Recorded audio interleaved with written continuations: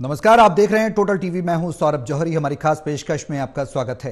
हरियाणा में बीजेपी लंबी सियासी पारी खेलने के लिए दिन रात मंथन कर रही है।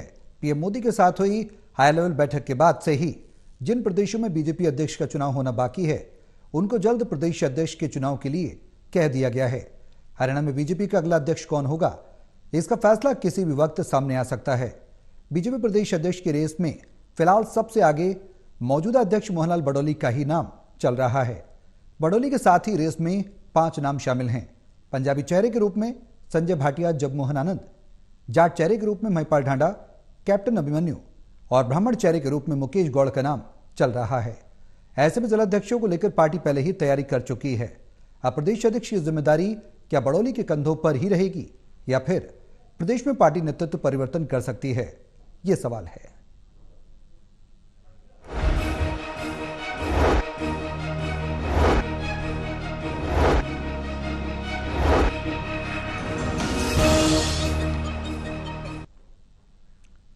तो किस तरीके की तैयारियां बीजेपी की हरियाणा में देखने को मिल रही हैं, खासकर रणनीति क्या कहती है। पार्टी लगातार जीत की हैट्रिक के बाद आगे तैयारियों में बढ़ती नजर आ रही है और कहीं ना कहीं पॉजिटिव जो उसका रिजल्ट है वो भी देखने को मिल रहा है, पॉजिटिव कंक्लूजन्स भी देखने को मिल रहे हैं।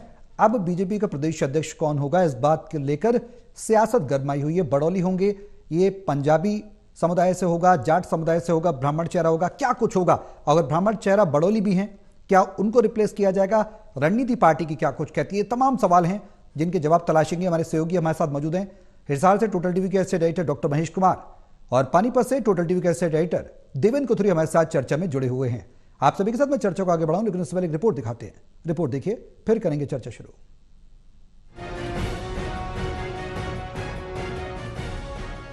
प्रदेश बीजेपी अध्यक्ष के चुनाव का ऐलान अब किसी भी वक्त हो सकता है और ये भी हो सकता है कि चुनाव वाले दिन ही शाम को नए प्रदेश अध्यक्ष का ऐलान भी हो जाए।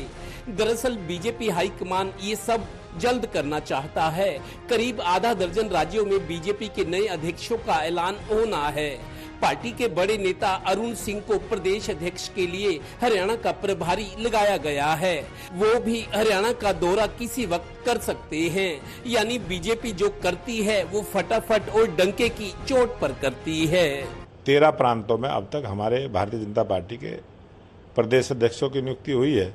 आने वाले समय में भी बाकी के जो बचे उन सब की नियुक्ति आने वाले समय में होगी। और हाँ, प्रदेश के बीजेपी अध्यक्ष पद की रेस में अभी भी मौजूदा प्रधान मोहनलाल बडौली आगे चल रहे हैं। हालांकि अब इस पद के लिए कुछ नाम और भी सामने आए हैं। संजय भाटिया, मुकेश गौड़ और हैरानी वाला एक नाम विधायक जगमोहन आनंद का भी है। इनके अलावा बृहस्पतिवार को दिल्ली में प्रदेश अध्यक्ष पद के लिए फिर बैठक हुई। इस बैठक में महिपाल ढांडा और कैप्टन अभिमन्यु के नाम पर भी चर्चा हुई है। मतलब पार्टी जातीय समीकरणों का संतुलन बनाए रखना चाहती है। इस पद के लिए ब्राह्मण, पंजाबी और जाट दो नाम हैं जिनका उल्लेख किया गया है। इनमें कौन एक और किस समाज का होगा, इसका पार्टी को आगे चलकर क्या सियासी फायदा हो सकता है, इससे बेहतर भला बीजेपी से ज्यादा कौन जान सकता है। पार्टी का मंथन, प्रयोग और हौसला ही तो है जो बीजेपी को बतौर सियासी पार्टी दूसरों से आगे किए हुए है। वैसे हरियाणा के नए प्रदेश अध्यक्ष का फैसला 4 नेताओं ने करना है। केंद्रीय मंत्री मनोहर लाल, सीएम नायब सिंह सैनी, प्रदेश प्रभारी डॉक्टर सतीश पूनिया और प्रदेश संगठन मंत्री फणींद्र नाथ शर्मा। ये बीजेपी है। Haryana bureau, total news.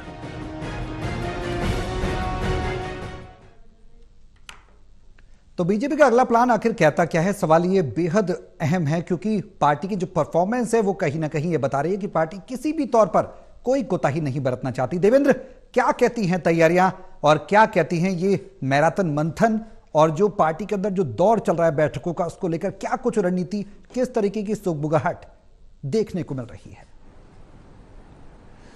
देखिए सौरभ, हालांकि प्रदेश का चुनाव देरी से हो रहा है। जो एक शेड्यूल बना था, चूंकि चुनाव आगे फिर कुछ और चीजें होनी थी, निकाय चुनाव थे, संगठन की तैयारियां थी, वो लेट हो गई, संगठनात्मक गतिविधियां थी, कुछ देरी से चुनाव हो रहे हैं। लेकिन प्रदेश अध्यक्ष का चुनाव जो है, रह रहकर ये खबरें, ये संकेत, सूत्र बताते हैं कि मोहनलाल बडौली को दोबारा मौका दिया जा सकता है। उसकी वजह ये है कि एक तो ये ज्यादा मतलब हाई प्रोफाइल नहीं है, सादे आदमी है। एक बार मैंने इनका इंटरव्यू किया था, इन्होंने बोला था 1984 में मैं आरएसएस से जुड़ा था, आरएसएस में काम किया, आरएसएस में इनकी जड़ें गहरी हैं और फैसलों में आरएसएस ज्यादा झलकता है कि आरएसएस की मर्जी से जो फैसले होते हैं। दूसरी बात यह है कि जिलाध्यक्ष भी रहे हैं, प्रदेश अध्यक्ष रहे हैं, इनकी ट्यूनिंग अच्छी है मुख्यमंत्री के साथ, ये बात है, दोनों की अंडरस्टैंडिंग अच्छी है। और जिस तरीके से रिजल्ट आए हैं, हालांकि लोकसभा में थोड़ा नुकसान हुआ है, लेकिन लोकसभा के टाइम प्रदेश अध्यक्ष ये नहीं थे, बाद में बने हैं। उसके बाद विधानसभा चुनाव जिस तरीके से जीते, इन्होंने कैंपेन किया, अपनी सीट छोड़ दी थी राई वाली कि मैं लड़ूंगा नहीं, मैं चुनाव लड़वाऊंगा, मतलब इन्होंने एक तरह से पार्टी के प्रति प्रतिबद्धता दिखाई थी। तो पूरे हरियाणा को कैंपेन किया, पार्टी को शानदार जीत मिली, ऐसी जीत जिसकी उम्मीद शायद कम थी। उसके बाद निकाय चुनाव में भी अच्छा प्रदर्शन हुआ है। सीएम नायब सैनी और मोहनलाल बड़ोली, मैंने देखा बहुत जगह ये इकट्ठा जाते थे, ये कहीं चले गए, कहीं वो चले गए, मतलब पूरे स्टेट का इन्होंने दौरा किया और इनकी जो ट्यूनिंग थी अच्छी थी, रिजल्ट इसके अच्छे मिले। तो हरियाणा के जो बीजेपी नेता है, खासतौर पर मनोहर लाल, उसके बाद नायब सिंह सैनी को जब दूसरी बार मुख्यमंत्री बनाया गया, या और नेता है डॉक्टर सतीश पूनिया है, उनको राजस्थान से यहां लाके प्रभारी बनाया गया है। और दूसरे जो नेता है फणींद्र नाथ शर्मा, संगठन मंत्री हैं हरियाणा के।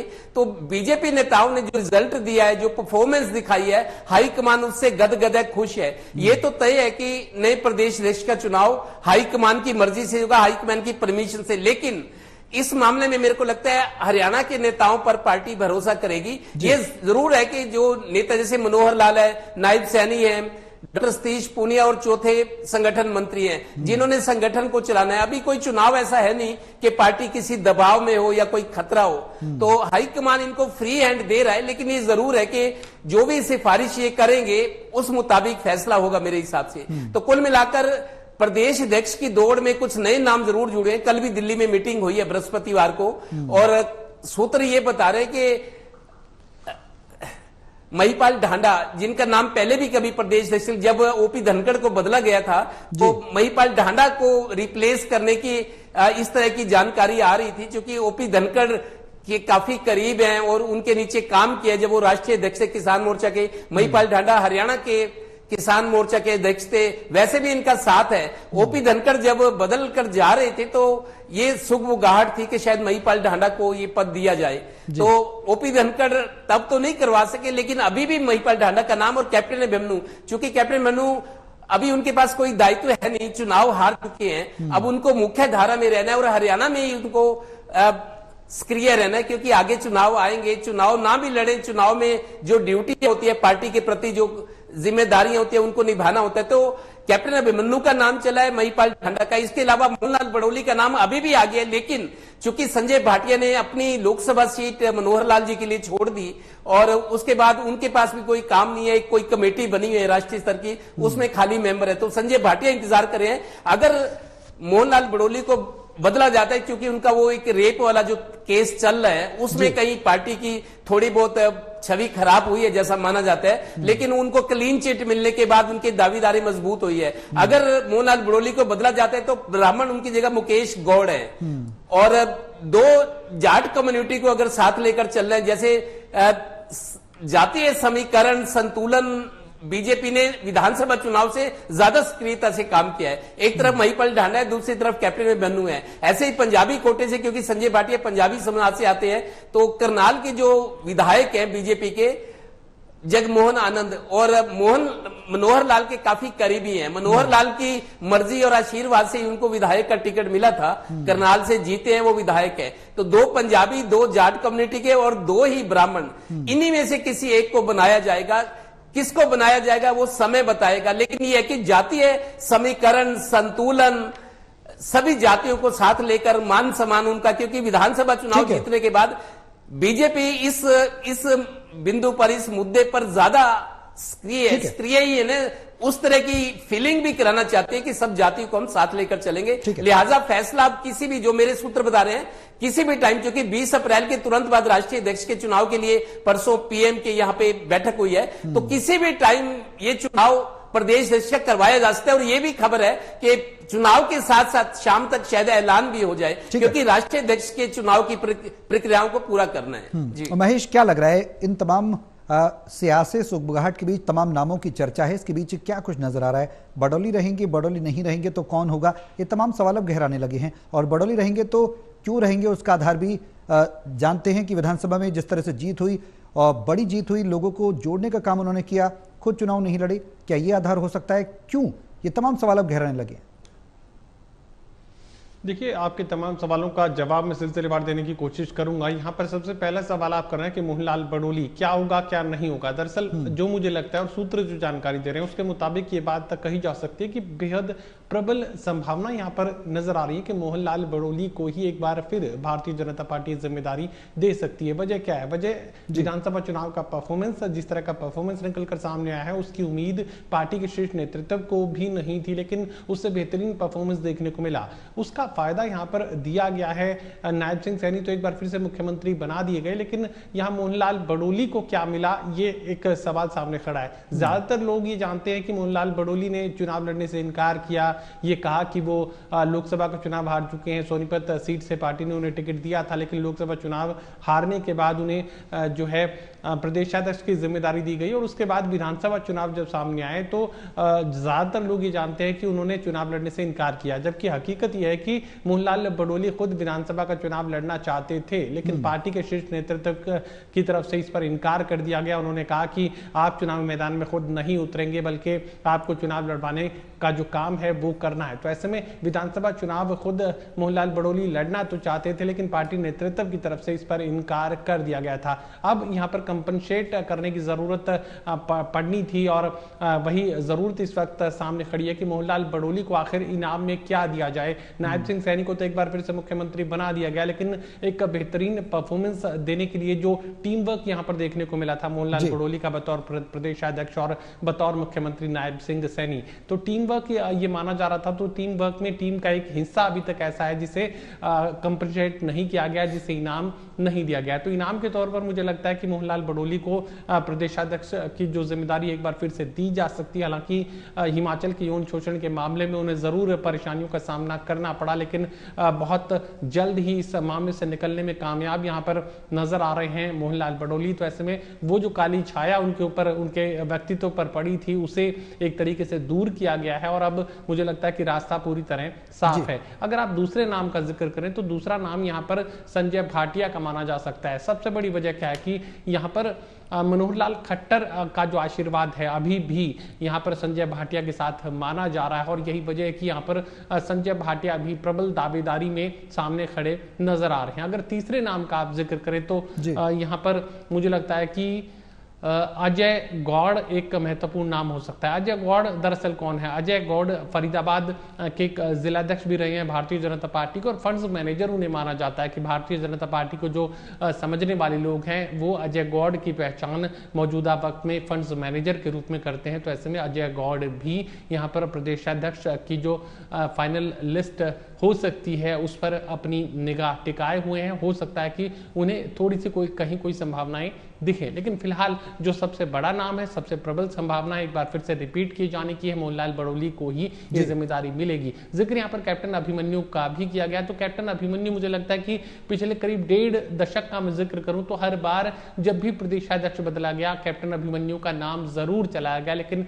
उन्हें कभी जिम्मेदारी नहीं मिल पाई। हमने बार बार देखा जब सुभाष बराला प्रदेशाध्यक्ष की रेस में थे उस वक्त कैप्टन अभिमन्यु उनके साथ रेस में दौड़ रहे थे, लेकिन जिम्मेदारी सुभाष बराला को दी गई। ओपी धनखड़ को जब प्रदेशाध्यक्ष बनाया गया उस वक्त भी कैप्टन अभिमन्यु रेस में थे, लेकिन ओपी धनखड़ को जिम्मेदारी दी गई। जब यहाँ पर नायब सिंह सैनी को जो है प्रदेशाध्यक्ष बनाया गया था उस वक्त भी कैप्टन अभिमन्यु इसी रेस में खड़े थे, लेकिन उन्हें जिम्मेदारी नहीं मिली और यहाँ पर नायब सिंह सैनी को उस वक्त प्रदेशाध्यक्ष की जिम्मेदारी दी गई थी। करीब करीब 1.5 दशक की भारतीय जनता पार्टी की पॉलिटिक्स का मैं जिक्र करूं तो हर बार यहाँ नाम जरूर चलाया जाता है कैप्टन अभिमन्यु का। ये भी कहा जाता है कि वो रेस में खड़े हैं, ये भी कहा जाता है कि वो तेजी से आगे बढ़ रहे हैं, लेकिन कभी मुकाम तक कैप्टन अभिमन्यु नहीं पहुंचे। और इस बार भी भारतीय जनता पार्टी के सूत्र जानकारी दे रहे हैं कि नाम तो जरूर चलेगा लेकिन उन्हें उस मुकाम तक नहीं ले जाया जाएगा, यानी कैप्टन अभिमन्यु को प्रदेशाध्यक्ष की जिम्मेदारी नहीं मिलने वाली। किसे मिलेगी? यहाँ पर मोहनलाल बडोली को दी जा सकती है, यही सबसे बड़ी और सबसे प्रबल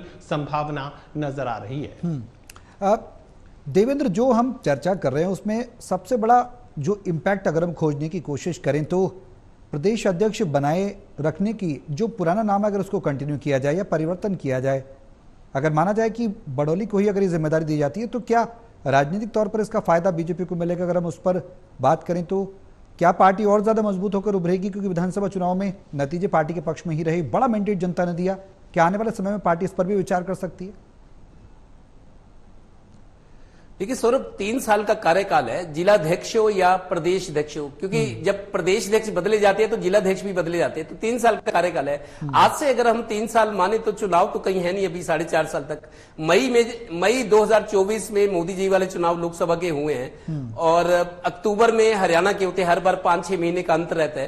तो अब चुनाव जाकर 2029 में मई में होंगे, तो आज से अगर हम 3 साल का कार्यकाल मान लें मोहनलाल बडोली का, तो फिर चुनाव को सिर्फ 1-1.5 साल रह जाएगा जब तैयारियां शुरू हो जाती हैं। तो मोहनलाल बडोली को रिपीट करना मेरे को ज्यादा दिक्कत नहीं है, क्योंकि वो देखो समझते हैं चीजों को, उनको अनुभव भी है और शांत आदमी है, थोड़ा सा गंभीर किस्म के व्यक्ति है, ज्यादा विवाद नहीं है। अगर ये कसौली वाले प्रकरण को छोड़ दे, हालांकि कसौली वाले प्रकरण में उनको क्लीन चिट मिली है, लेकिन वो जो रेप पीड़िता थी उसने फिर कोर्ट में इस केस को खुलवाया। कहीं ना कहीं थोड़ा बहुत इन्वॉल्वमेंट या खतरा तो बना हुआ है। अगर पार्टी मान लो कुछ हो जाता है, नेगेटिव हो जाते हैं, तो पार्टी की छवि तो पहले खराब हुई है कि प्रदेश अध्यक्ष और एक रॉकी मित्तल जो पार्टी के स्टार प्रचारक रहे हैं, हरियाणा के सीएम के ओएसडी रहे हैं प्रचार के, तो एक बार पार्टी की छवि तो खराब हुई है। हालांकि बाद में क्लीन चिट मिलने के बाद वो अपना दामन साफ दिखाते कि राजनीतिक साजिश थी। उन्हीं के कुछ लोगों ने सोनीपत में, जिनका नाम आ रहा है, आपस में एक गुटी है,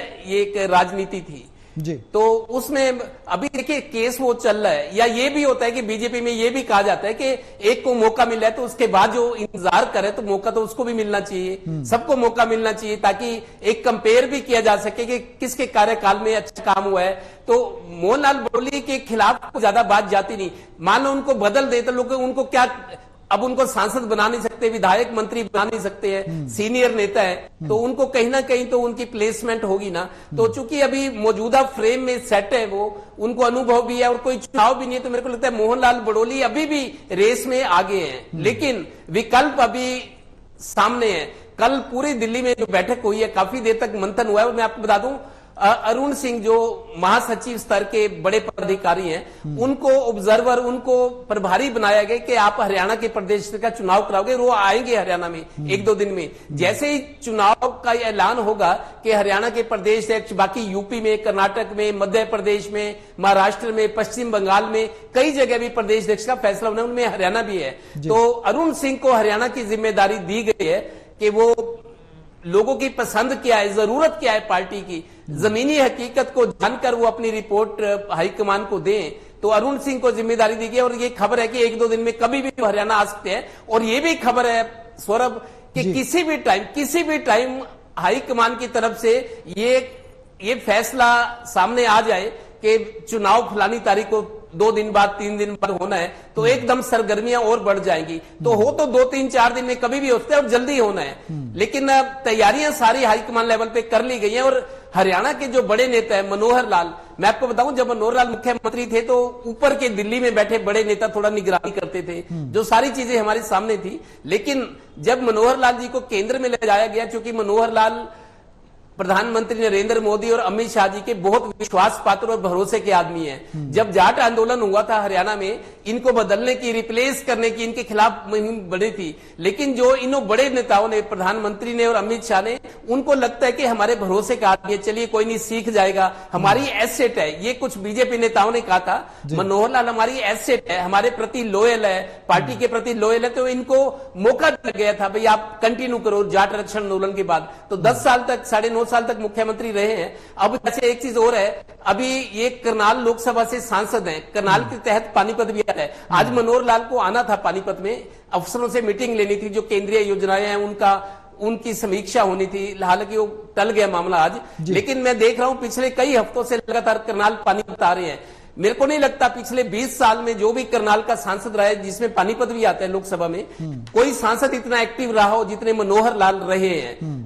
तो हर हफ्ते आके अफसरों से मिलना, लोगों से मिलना, वो कह रहे कि हर 10,000 की ऊपर वाली आबादी वाले गांव में मैं जाऊंगा, लोगों की समस्याएं जानूंगा, उनको ज्यादा से ज्यादा फायदा पहुंचा से ये उनकी कोशिश है। तो एक अच्छे सांसद के तौर पर मनोहर लाल अपने आप को साबित कर रहे हैं हर हफ्ते आना। आज वैसे नीलोखेड़ी आए हुए थे, पानीपत वाला प्रोग्राम उनका आज पोस्टपोन हो गया। तो कुल मिलाके मनोहर लाल पे बहुत बड़ा भरोसा कर रही है केंद्रीय पार्टी, जो बड़े नेता है। मनोहर लाल के अलावा जो कि मुख्यमंत्री है, उनकी भी अहमियत है, उनको साथ रखा गया है। फिर डॉक्टर सतीश पूनिया जो प्रभारी है प्रदेश के, और चौथे संगठन मंत्री जो फणींद्र नाथ शर्मा है। इन चारों की सिफारिश जो जाएगी, ये चारों का जो एक ओपिनियन होगा, मेरे को लगता है हाईकमान उसी पर मुहर लगा देगा। वो मोहनलाल बड़ोली भी हो सकते हैं और भी उसका, लेकिन ज्यादा संभावना मोहनलाल बड़ोली की है। ठीक है महेश, जो जातीय संतुलन की बात लगातार की जाती रही है और पार्टी में देखने को भी मिलती रही है, चाहे वो टिकट का बंटवारा हो, विधानसभा चुनाव की टिकटों का बंटवारा हो, लोकसभा चुनाव में टिकटों को देना हो, जातीय संतुलन कहीं ना कहीं पार्टी ने साधा है। एक बड़ा फैक्टर जिसका जिक्र देवेंद्र ने भी किया, जो रेप केस का आरोप बड़ौली पर लगा, हालांकि क्लीन चिट जरूर मिली है उन्हें, क्या पार्टी उन मामलों को भी देखेगी, नजर उस पर रहेगी पार्टी की कि अगर चुनाव किया जाए प्रदेश अध्यक्ष का तो उन फैक्टर्स को भी देखिए, साफ से बात कही जा सकती है कि मोहनलाल बड़ोली का नाम यौन शोषण के घटनाक्रम से जोड़े जाने के बाद से काफी ज्यादा परेशानियों का सामना उन्हें करना पड़ा। ये दो टूक बात कही जा सकती है कि इस तरह का कोई भी घटनाक्रम अगर राजनीतिक परिदृश्य में सामने आता है तो बिल्कुल सबसे बड़ी परेशानी ना सिर्फ उस नेता को होती है, बल्कि उससे कहीं ज्यादा परेशानियों का सामना पार्टी को करना पड़ता है। तो यहाँ पर जैसे ही मोहनलाल बड़ोली का नाम एक लड़की से, महिला से यौन शोषण के साथ जुड़ता है तो बड़ी परेशानी का सामना जरूर भारतीय जनता पार्टी को करना पड़ा था। लेकिन हमने कई मौकों पर यहां देखा है कि जब भारतीय जनता पार्टी पूरे कॉन्फिडेंस के साथ आगे बढ़ती है और अपने निर्णय पर अडिग रहती है, जो भी निर्णय भारतीय जनता पार्टी के लेवल पर लिया गया, अभी जिक्र किया जा रहा था जाट आरक्षण आंदोलन का, और उस वक्त अनुभव नहीं था मनोहर लाल खट्टर को, लेकिन उन्हें कंटिन्यू किया गया। हमने संदीप सिंह वाले मामले में देखा कि यौन शोषण के गंभीर आरोप जो है उस वक्त के खेल मंत्री संदीप सिंह पर, यानी पिछली भारतीय जनता पार्टी की सरकार में खेल मंत्री रहे संदीप सिंह पर लगातार यौन शोषण के आरोप लग रहे थे, लेकिन सरकार ने उन्हें कंटिन्यू रखा, उन्हें अपनी कुर्सी से नहीं हटाया। तो ये मानकर चलिए कि मोहनलाल बड़ोली का नाम जरूर भले इस मामले में जोड़ा गया हो, लेकिन बावजूद इसके यहाँ पर मोहनलाल बड़ोली को ही ये जिम्मेदारी मिल सकती है। और जातिगत समीकरणों का जो आप जिक्र कर रहे थे, दरअसल मोहनलाल बड़ोली को बनाए रखने में सबसे बड़ा फैक्टर क्या है? सबसे बड़े दो फैक्टर यहाँ मुझे नजर आ रहे हैं। पहला फैक्टर जातीय फैक्टर, जातीय फैक्टर यानी ब्राह्मण समाज की अगर बात की जाए तो ब्राह्मण समाज ने भारतीय जनता पार्टी को हर एक चुनाव में, एक के बाद एक जो भी भारतीय जनता पार्टी का चुनाव सामने आया, तमाम चुनावों में भारतीय जनता पार्टी का खुलकर साथ देने का काम ब्राह्मण समाज की तरफ से किया गया था। और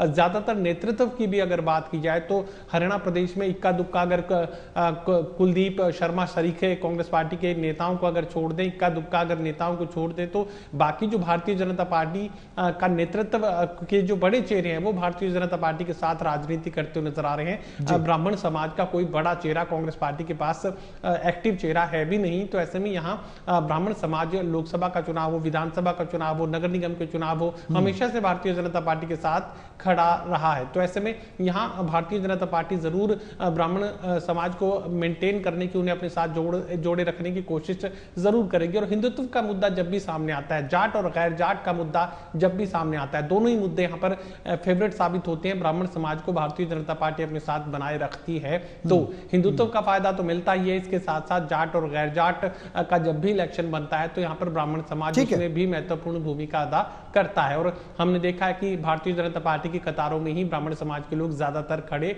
होते हैं। तो मुझे लगता है कि ब्राह्मण समाज को मैनेज करना भारतीय जनता पार्टी की जरूरत भी है और मजबूरी भी। और यहाँ पर ओबीसी चेहरे, जो नायब सिंह सैनी के चेहरे को इस्तेमाल भारतीय जनता पार्टी ने किया। ओबीसी जातियां पहले से भारतीय जनता पार्टी के खाते में खड़ी हैं।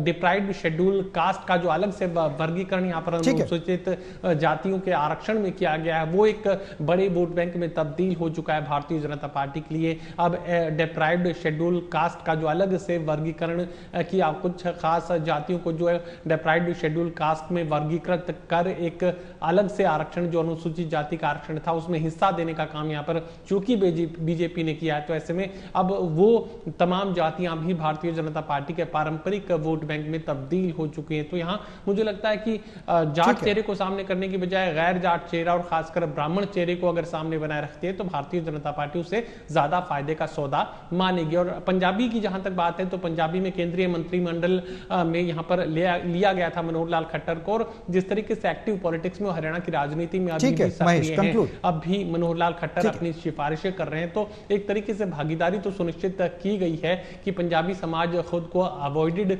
महसूस ना करे, अपेक्षित जो है महसूस ना करे। तो ऐसे में चूंकि नायब सिंह सैनी हरियाणा के एक्टिव पॉलिटिक्स में अब भी पूरी संजीदगी के साथ आगे बढ़ रहे हैं, तो ऐसे में उन्हें भी पार्टिसिपेशन मिला है। तो मुझे लगता है कि बैलेंस कहीं ना कहीं महेश दाव खेलने की बजाय गैर जाट चेहरा ही और खासकर ब्राह्मण चेहरा ही भारतीय जनता पार्टी की सबसे बड़ी पसंद बनेगा। बिल्कुल, अब आगे की रणनीति बीजेपी की क्या कुछ रहती है अब से कुछ समय बाद साफ हो जाएगा, लेकिन प्रदेश अध्यक्ष को लेकर जो मंथन लगातार चल रहा है उसमें ब्राह्मण चेहरे पर ज्यादा फोकस किया जा रहा है पार्टी के द्वारा, इस बात से इनकार नहीं किया जा सकता। और सबसे ज्यादा पहली पसंद जो बने हैं मनोहर लाल की जो सबसे करीबी हैं वो बडौली ही नजर आ रहे हैं। अब पार्टी पंजाबी, जाट या फिर ब्राह्मण चेहरों में सबसे ऊपर बडौली को ही लेकर चल रही है। अब ऐसे में इस बात से इनकार नहीं किया जा सकता कि पार्टी बडौली पर ही मोहर लगेगी। देखने वाली बात होगी कि पार्टी कितना भरोसा जताती है। बहुत शुक्रिया आप सभी का हमारे साथ इस चर्चा में शामिल होने के लिए।